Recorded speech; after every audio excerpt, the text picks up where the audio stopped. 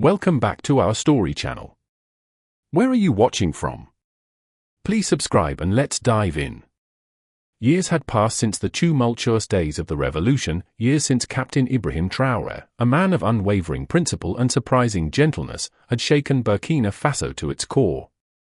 The memorial was simple, a testament to the quiet dignity of the man it honored. A weathered stone, etched with the names Ibrahim Traoré and Alina Moreau, and surrounded by a riot of roses, a garden born from ashes. The roses were Alina's legacy, in a way. During the height of the revolution, when paranoia and suspicion ran rampant, Alina had been the enemy, a viper in their midst. An assassin. But Traoré, in his almost unnerving capacity for empathy, had seen something more, a broken woman manipulated by forces she couldn't comprehend. He had chosen mercy where others demanded vengeance, a decision that had both baffled and infuriated Aminata. Aminata traced the name Ibrahim Traoré with a calloused finger. The captain. He was no longer captain, of course. He had relinquished power willingly, peacefully, after guiding the nation through its transition to a more democratic society. He had proven to the world that a revolution didn't have to end in tyranny. He lived a quiet life now, a respected elder consulted by politicians and villagers alike. He spent his days building schools in the remote corners of the country, teaching children about their history, and tending to his roses.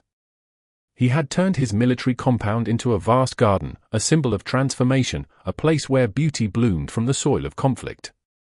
She closed her eyes, remembering the early days of the revolution. The burning anger, the righteous fury, the fear that gnawed at the edges of her courage. They had been fighting for something bigger than themselves, for a future where the people of Burkina Faso controlled their own destiny, free from corruption and exploitation.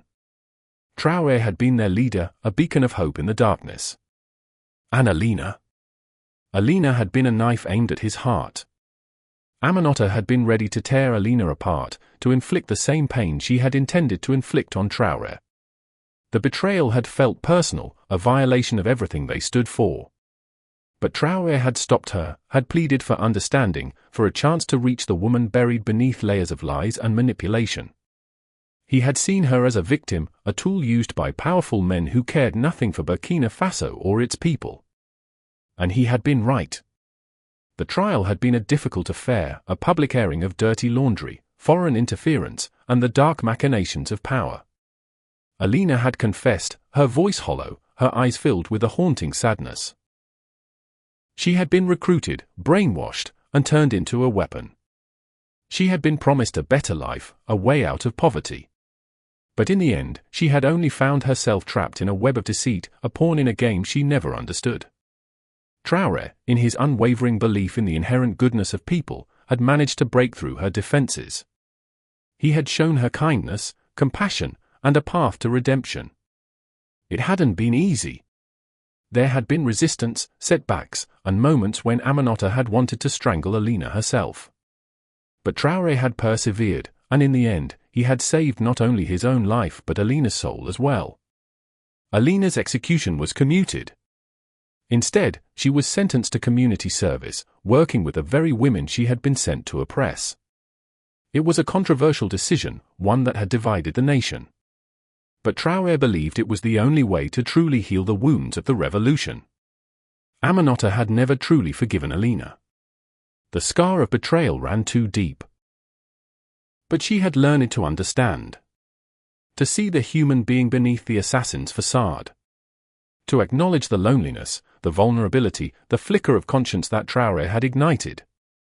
And in time, she had even felt a grudging respect for the woman who had, in her own way, contributed to the revolution's ultimate success. She sighed, the dry wind tugging at her scarf. Alina was gone now, lost to a rare disease contracted while working in a remote village. She had died quietly, surrounded by the women she had once been sent to control, women who had come to see her not as an enemy but as a sister. Aminata felt a pang of something akin to grief.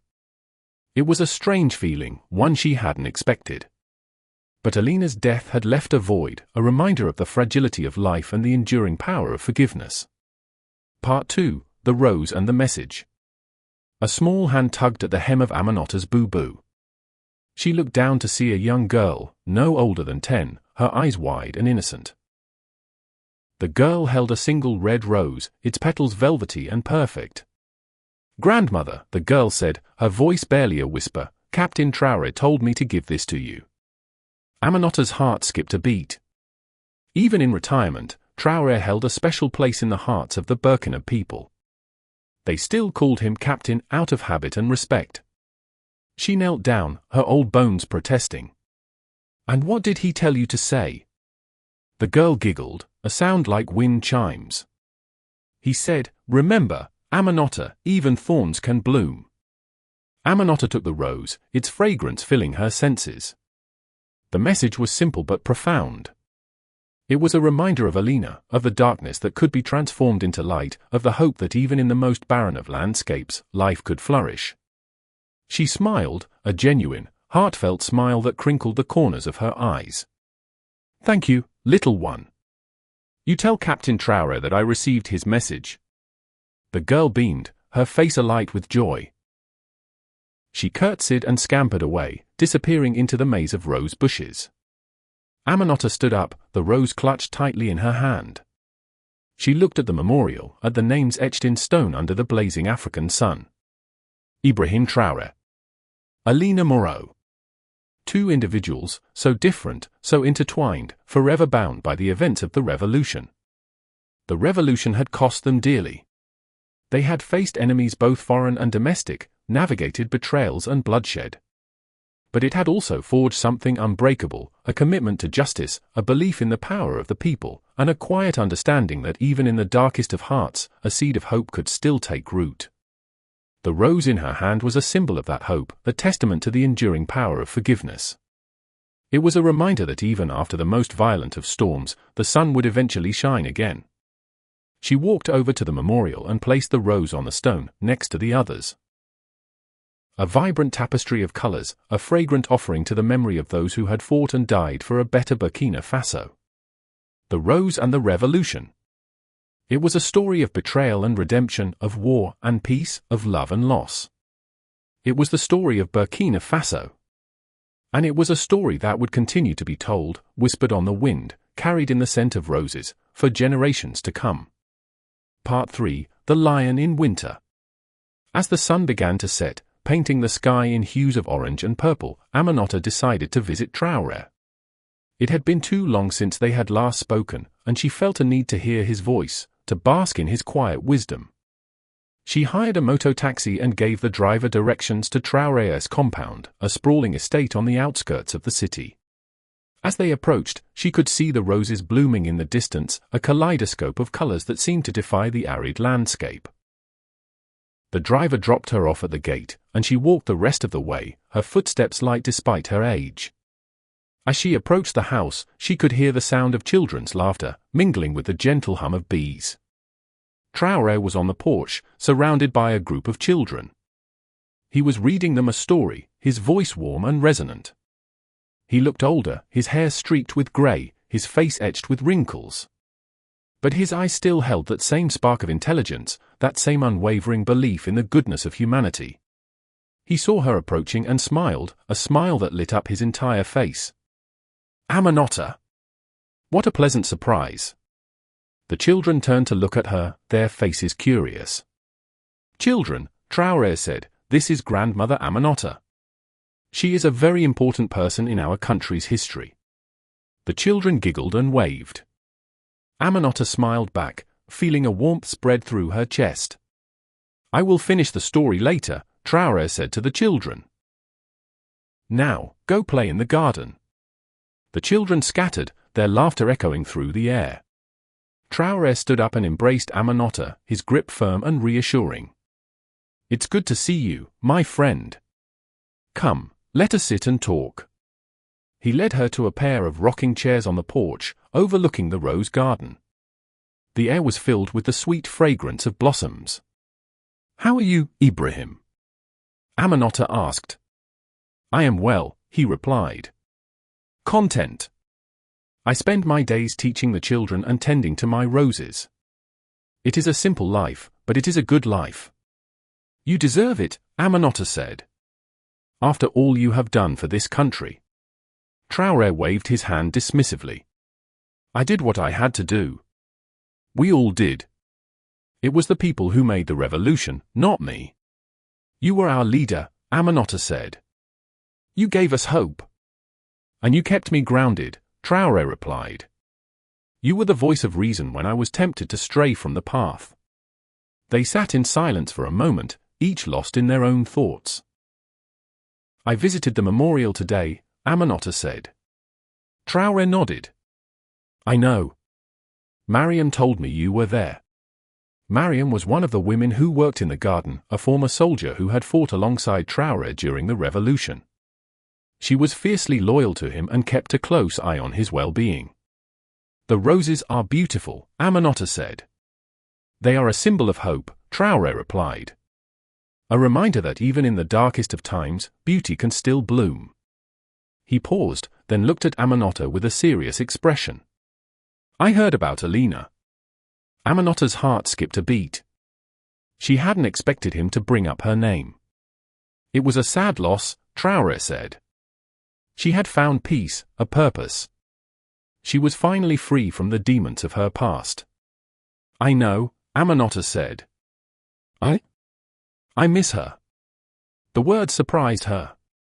She hadn't realized how much Alina had come to mean to her until she was gone. Traoré reached out and took her hand, his touch gentle but firm. She is not truly gone, Aminata. She lives on in the hearts of the people she touched, in the lives of the women she helped. Her sacrifice was not in vain. Aminata squeezed his hand, feeling a surge of gratitude. Traoré had a way of seeing the best in everyone, even in those who had caused him the most pain. He was a true visionary, a man of unwavering principle and boundless compassion. I brought you something, Aminata said, reaching into her bag. She pulled out a small, intricately woven basket. It's from the women of the village of Yako. They wanted to thank you for building their school. Traoré took the basket, his eyes filled with emotion. Tell them I am grateful for their gift. And tell them that I will continue to do everything in my power to help them build a better future. They talked for hours, discussing the challenges facing Burkina Faso, the progress that had been made, and the work that still needed to be done. Aminata was struck by Traoré's unwavering optimism, his belief in the power of the people to overcome any obstacle. As the sun dipped below the horizon, casting long shadows across the garden, Aminata stood up to leave. Thank you, Ibrahim, she said. For everything. Traoré embraced her again, his eyes filled with warmth. The revolution is not over, Aminata. It is simply evolving. We must continue to fight for justice, for equality, for a better world for our children. Aminata nodded, feeling a renewed sense of purpose.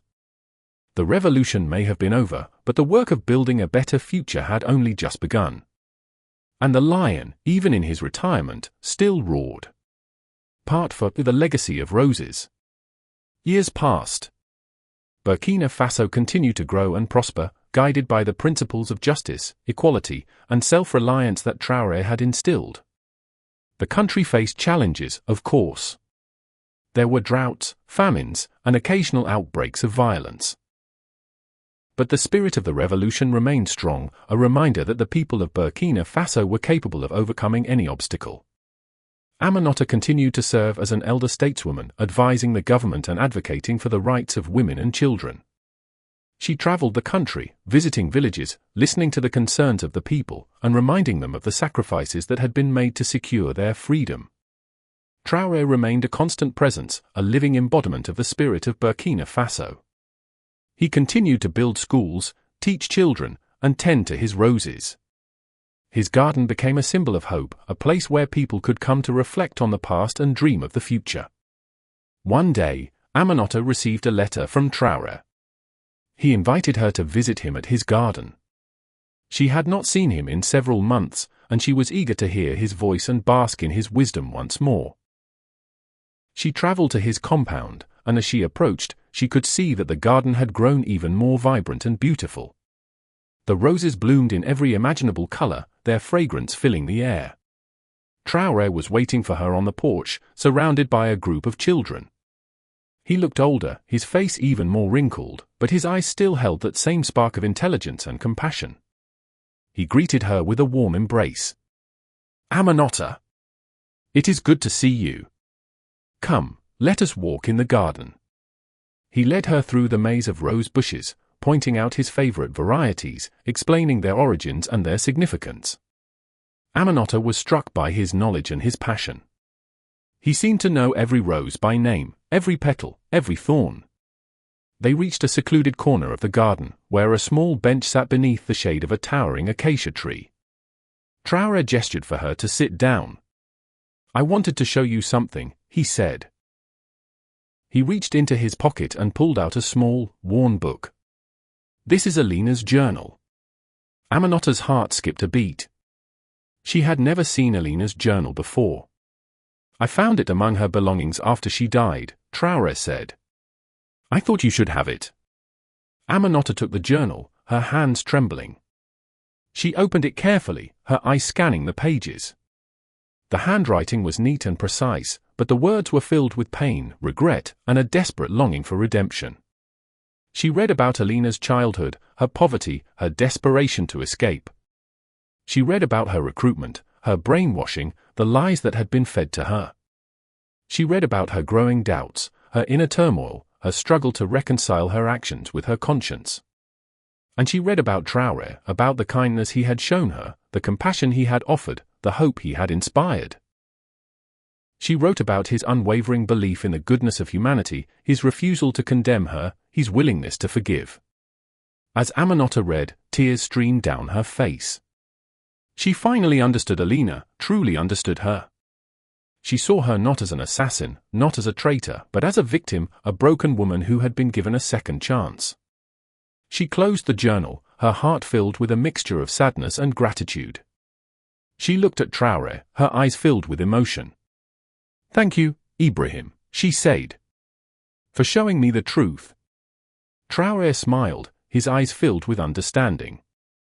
"We all have thorns, Aminata. But even thorns can bloom." He paused, then added, "Alina's legacy is not one of betrayal, but of redemption. She showed us that even the most damaged of souls can find peace and purpose." Aminata nodded, feeling a renewed sense of hope. The revolution had been a long and difficult journey, but it had been worth it. They had built a better Burkina Faso, a nation where justice, equality, and compassion were not just ideals, but realities. As the sun began to set, casting long shadows across the garden, Aminata placed Alina's journal on the bench, next to the roses. It was a testament to the enduring power of forgiveness, a reminder that even in the darkest of hearts, a seed of hope could still take root. The revolution was over, but the work of building a better future, a future worthy of the sacrifices made, had only just begun. And the roses, blooming in their vibrant colors, were a symbol of that enduring hope. Thanks for watching. Please subscribe, like and comment.